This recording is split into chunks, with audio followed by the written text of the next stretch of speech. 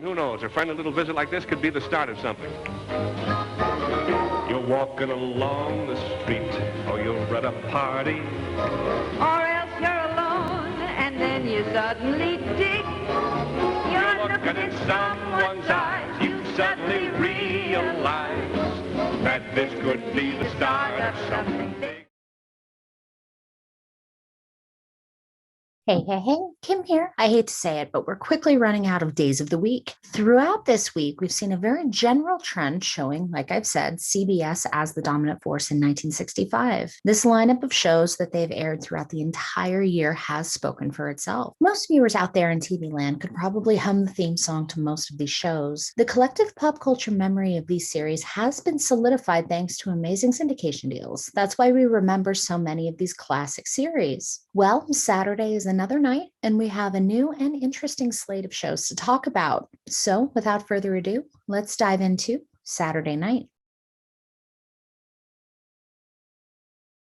Jumping straight into the night, we start on a familiar title card. We talked about Shindig in the Thursday night video. The variety show was one of the many hitting the airwaves during 1965, catering to the ever-expanding youth market. Rock and roll was growing and expanding, and as I've said before, there was plenty hitting the market to appeal to teens. As I already mentioned, the show was canceled at mid-season. As the middle of the year rolled around, ABC dropped in another show we've heard a fair bit about over this week, The Adventures of Ozzie and Harriet. The series is still remembered as a titan of broadcasting. Even those who haven't watched the show have likely at least heard the name. The domestic comedy continues to be an icon of the golden age of television. Meanwhile, over on CBS, we're also in variety show land with The Jackie Gleason Show. The series spotlighted Jackie Gleason, who was a comedy icon by this point in his career. The show had run in various forms going as far back as 1949 on Dumont.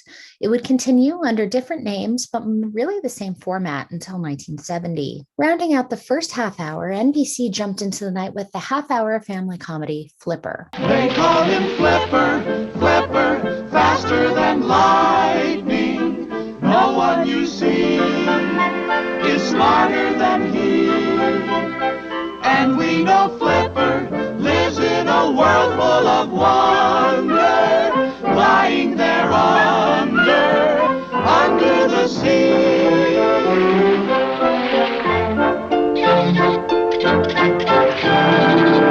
While the show didn't enjoy a particularly long run, it ran between 1964 and 1967 on the network. I do remember this one in my classic TV consciousness. The show starred Brian Kelly, Luke Halpin, and Tommy Norden, and followed the titular bottlenose dolphin and his adventures in Florida as the pet of a warden of a nature reserve with his two young sons. This is the second animal adventure we've seen on the schedule. We talked about Duck Tari on our Tuesday night video.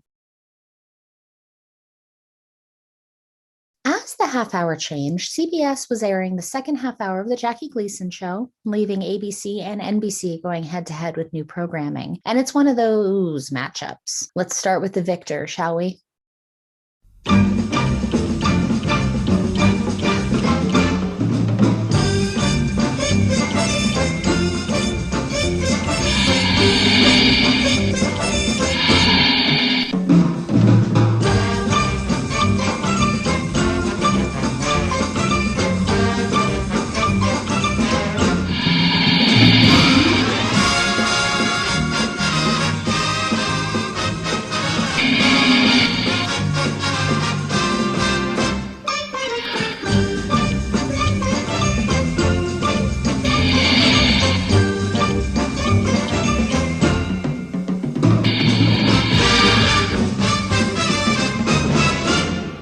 We all know that theme song. We know the head nod. A Dream of Genie is one of those shows which most of us, under a certain age, came out of the womb knowing. The show spotlights Barbara Eden as a genie who falls in love with her astronaut master, played by Larry Hagman. The show also co-starred Bill Daly and Hayden Rourke. 1965 was the debut of the legendary show, but it would continue on the network until 1970. At this point in the night, ABC was starting to shift in their market a bit. You'll see where I'm going with this. It does make sense. Airing opposite I Dream of Genie, the network ran a variety series, The King Family Show. The show was based around the King Sisters, a popular sister act with formidable music history going back to the big band era. The show had entered the lineup in January of 1965, but unfortunately wouldn't last to see much of 1966. We're all familiar with the show that took the King family's place, though. We talked about the Donna Reed show in our Thursday night video where it started the season. The show, like The Adventures of Ozzie and Harriet, is one of those series that is an icon of television.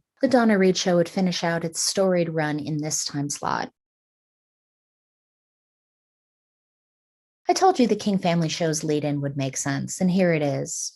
I was a kid who flipped on PBS. Who among us hasn't heard of the legendary Lawrence Welk show in some form? This is another Titan representative of this very specific era in television. It's so iconic, Saturday Night Live would move on to do this. Thank you. Wonderful. Was her forehead really big, or was I looking through a couple of bubbles? Thank you. Thank you to our sponsors, Plymouth Automobiles and Clorox Facial Soap. Good night, and keep a song in your heart. Lawrence Welk is one of those figures which feels to have always been on television. The show first made national airwaves in 1955, and it remained largely unchanged until 1971. Meanwhile, NBC stepped away from the pack a bit this evening with their next show. The combination of these series are very much a clash of popular culture titans. Luckily, though, it's doubtful there would have been much of an audience crossover. Get Smart was just debuting in 1965, but the Mel Brooks and Buck Henry Helms series quickly found its footing and established itself as a legendary comedy. The show starred Don Adams as secret agent Maxwell Smart, a role not that far removed from his role in the Bill Dana Show. What do you want, Jose? I gotta bring in a seating list for Mr. Phillips at the banquet tonight. I'm sorry, Jose. No unauthorized persons are allowed in here while that safe is open. Oh. Unless, of course, you have the password. No, I don't know the password. Oh. Try swordfish.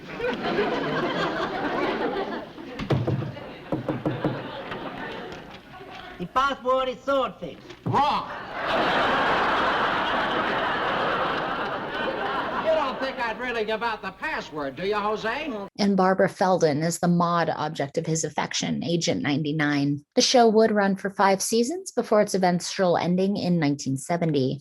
In a rare moment of struggle, CBS comes in third in the time slot with a show we've already discussed on the Friday night video. The network opened the TV season with the debut of legal drama The Trials of O'Brien. The show starred Peter Falk, fresh off film roles in Pocketful of Miracles and The Great Race. The Trials of O'Brien ultimately struggled in the time slot and was eventually relocated to Friday nights, where it replaced the Richard Crenna-led political drama Slattery's People. The Trials of O'Brien was replaced in the time slot by British import Secret Agent, starring Patrick McGoohan.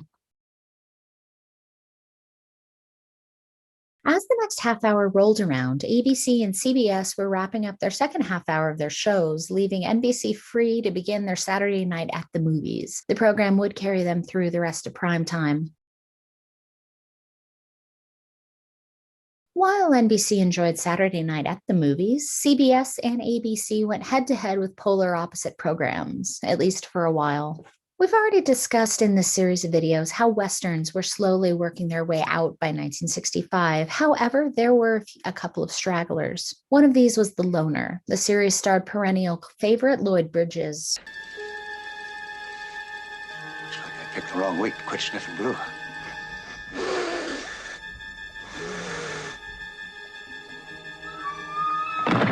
Bridges starred as a Union cavalry captain in the Old West. The series, interestingly, was created by Twilight Zone titan Rod Serling. However, the show was canceled in early 1966. The Loner was replaced in its time slot by a deeper cut of the game show genre, The Face is Familiar. The show was presented by Jack Whitaker and featured a celebrity contestant team, kind of like Password, trying to guess the identity of a jumbled celebrity face. The show was not renewed. Meanwhile, ABC followed the Lawrence Welk show with the second season of variety series Hollywood Palace. The long-running show would become a stalwart part of the Saturday night lineup with its rotating stable of guest hosts. As the night came to a close, ABC was in the second half hour of showing the Hollywood Palace, while NBC still had another hour of Saturday night at the movies. So CBS was all by their lonesome to air this little show.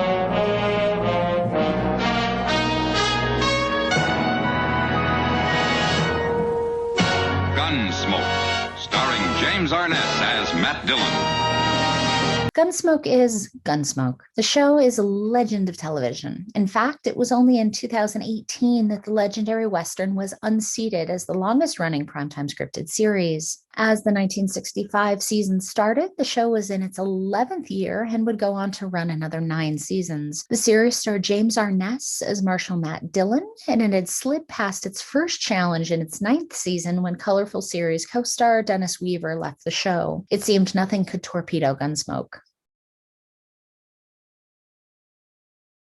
As the week played out in 1965, we've grown to accept one thing. CBS was always on their game. Though, as the weekend rolled around, it seems things flipped a little. In fact, the night seems to be a head-to-head horse race between ABC and NBC, who, for much of 1965, has been sitting in their own little corner. ABC had a strong lineup, particularly in early 1966, with the combination of The Donna Reed Show and The Adventures of Ozzie and Harriet. However, both domestic sitcoms were grizzled old veterans and weren't long for this world. Both shows were already classics by this point, but they were indicative of an earlier era of television. Both Donna Reed and Ozzie and Harriet were hallmarks, like I said, of the birth of television, and by this point, the industry was changing and evolving with each passing year. Meanwhile, NBC, with the I Dream of Genie and Get Smart pairing, shows a network finding their stride. While both series were only in their debut seasons, these are two shows which not only continued into long runs, they are both widely recognized as works of classic entertainment. Their stars became legends. So when considering this lineup from a strictly historical perspective, I have to give the victory to NBC. So we're quickly coming to the end of this season with one more fascinating night to talk about. As we hit Sunday, there's going to be a lot to talk about and a host of long-running legends to consider. Stay tuned for more here at Ticklish Business as we honor and deconstruct the world of classic entertainment. My name is Kim. You can find me on Twitter at ticklish_biz as well as at kpierce624. Facebook person, give us a like or a follow over at Ticklish Business Podcast. We have lots of classic entertainment content posting at journeysinclassicfilm.com. As always, if you like what you're seeing, please like and subscribe. Thanks, guys.